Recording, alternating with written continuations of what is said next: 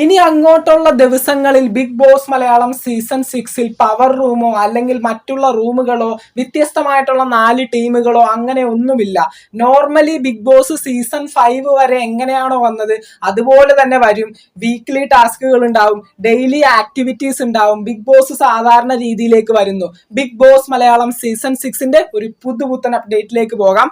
അങ്ങനെ ലാലേട്ടൻ ഇന്നത്തെ വീക്കെൻഡ് എപ്പിസോഡിൽ വന്ന് എല്ലാ കണ്ടസ്റ്റൻസിനോടും പവർ റൂം ആവശ്യമുണ്ടോ, നിങ്ങൾക്ക് പവർ റൂം എന്ന് പറഞ്ഞ കോൺസെപ്റ്റ് നല്ല രീതിയിൽ കളിക്കുന്നില്ല, നിങ്ങൾക്ക് അതിനെപ്പറ്റി അറിയില്ല, അങ്ങനെയാണെങ്കിൽ പവർ റൂം ആവശ്യമുണ്ടോ എന്ന് ചോദിക്കുമ്പോൾ എല്ലാ കണ്ടസ്റ്റൻസും പറയാണ് ഇവിടെ പവർ റൂമും അല്ലെങ്കിൽ മറ്റുള്ള ടീമുകളായിട്ട് കളിക്കേണ്ട ഒരാവശ്യവും ഇല്ല ലാലേട്ട, ഞങ്ങൾക്ക് അത് ഉൾക്കൊള്ളാനായിട്ട് സാധിക്കുന്നില്ല. കുറെ പേരത് അടിപൊളിയാണെന്നൊക്കെ പറയുന്നുണ്ട്, എങ്കിലും ഭൂരിപക്ഷം പറയുന്നത് ഇത് വേണ്ട, പവർ റൂം എടുത്ത് മാറ്റാൻ തന്നെയാണ്. അപ്പോൾ തീർച്ചയായിട്ടും ലാലേട്ടൻ ഇത് തീരുമാനിച്ചുറപ്പിച്ച് തന്നെയാണ് വന്നിരിക്കുന്നത്. ഇത് നമ്മളെ കൃത്യമായിട്ട് ഫോളോ ചെയ്യുന്ന ഒരാൾക്കാണെങ്കിൽ അറിയാൻ പറ്റും. സീസൺ 6 തുടങ്ങുമ്പോൾ ഈ ഒരു 4 റൂമുകളാണ്, വ്യത്യസ്തമായിട്ടുള്ള 4 ടീമുകളാണെന്ന് പറഞ്ഞപ്പോൾ തന്നെ നമ്മൾ പറഞ്ഞൊരു കാര്യമാണ് 50 എപ്പിസോഡിന് ശേഷം ഈ കാര്യങ്ങളൊക്കെ എടുത്തു കളയുന്നത്. കാരണം ഹിന്ദി സീസണുകളിലൊക്കെ ഇങ്ങനെ 50-ാം എപ്പിസോഡിന് ശേഷം ഇത്തരത്തിലുള്ള ടീമും കാര്യങ്ങളൊക്കെ പിരിച്ചു വിട്ടിട്ടുണ്ട്. അപ്പോൾ സീസൺ 6 മലയാളത്തിലും അത് തന്നെ ആവർത്തിക്കുകയാണ്.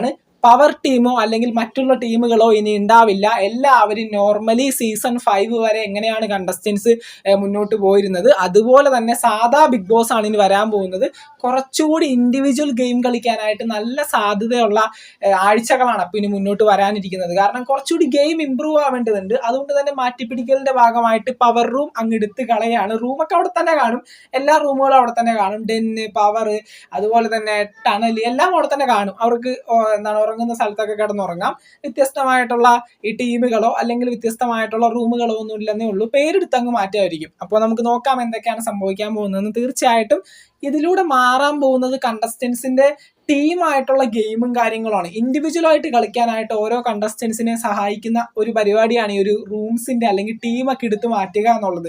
നമ്മളിത് 50-ാം എപ്പിസോഡിന് ശേഷം തന്നെ ചെയ്യണമെന്ന് പറഞ്ഞൊരു കാര്യമായിരുന്നു. ഇപ്പോൾ 60 എപ്പിസോഡ് പിന്നിട്ടിരിക്കുന്നു. ഈ സമയത്ത് അവരത് ചെയ്തിരിക്കുകയാണ്. നല്ല ഒരു തീരുമാനം എന്ന് തന്നെ പറയാനുള്ളൂ. ഇൻഡിവിജ്വൽ ആയിട്ടുള്ള ഗെയിം, നല്ല നല്ല കോണ്ടന്റുകൾ നമുക്കിനി കാണാൻ കഴിയും.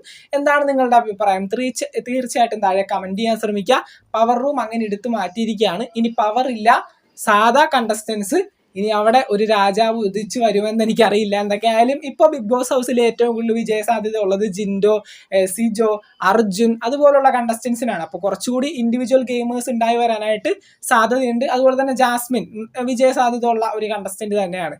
അപ്പോൾ നമുക്ക് നോക്കാം ബിഗ് ബോസ് മലയാളം സീസൺ 6 പുതുപുത്തൻ വിശേഷങ്ങൾക്കായിട്ട് നമുക്ക് വീണ്ടും കാണാം. ചാനൽ സബ്സ്ക്രൈബ് ചെയ്തിട്ട് സബ്സ്ക്രൈബ് ചെയ്യുക. ലൈക്ക് ചെയ്ത് കാണുന്നവർ ഒന്ന് ലൈക്കും കൂടി ചെയ്തേക്കാം. നിങ്ങളുടെ വലിയൊരു അഭിപ്രായങ്ങൾ തീർച്ചയായിട്ടും താഴെ കമന്റ് ചെയ്യുക. നമുക്ക് മറ്റൊരു വീഡിയോ കാണാം. താങ്ക്